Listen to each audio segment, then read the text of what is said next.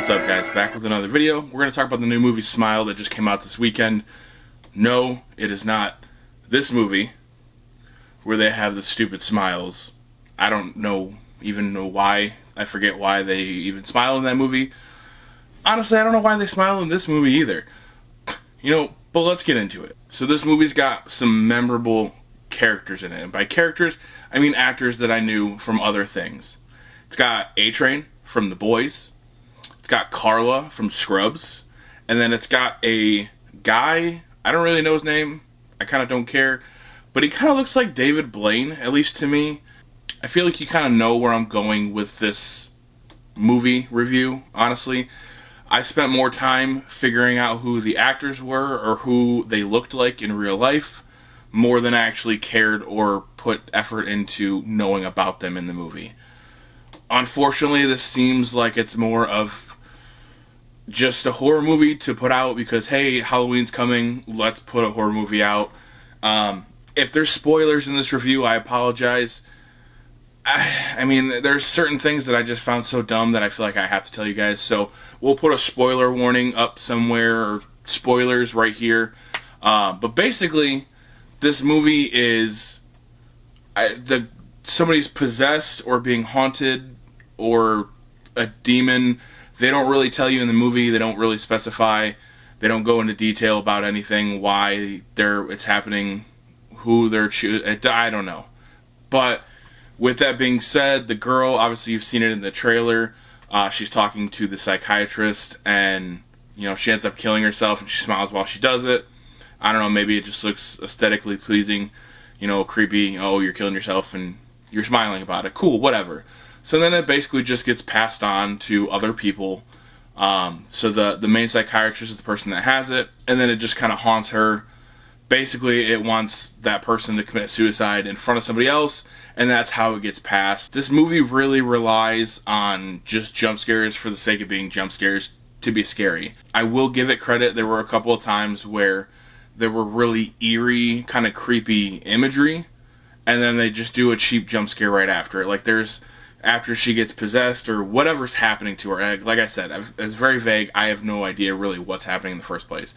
But once that happens to her, she sees like some type of like weird demon entity or something in her kitchen, and it's cool. Like you can see the outline of whatever the person is. You can see the smile, which is, looks creepy, and then everything else is kind of shadowed out. So like you can see them, but are they there, kind of thing. Obviously that's been done in other movies, but it's still, it looks cool.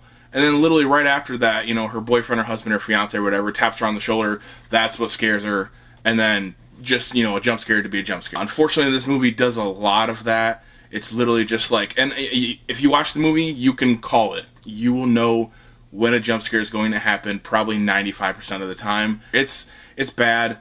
Unfortunately, I'm not a huge fan, almost really at all, of horror movies that rely on jump scares to be scary. I like things where you could build suspense, and like I said, there's certain parts of this movie where there's opportunity to build suspense and honestly scare the hell out of you, but they don't really do anything with it. There's certain times where that she's talking on the phone and then she thinks it's an actual person, but then it's the demon that's talking to her, and she says look behind you, and then nothing happens. There's nothing eerie about it. And also, too, not to mention the smiling. Some of them look creepy, and then the psychiatrist one that actually turns out to be the demon, I guess spoilers, whatever.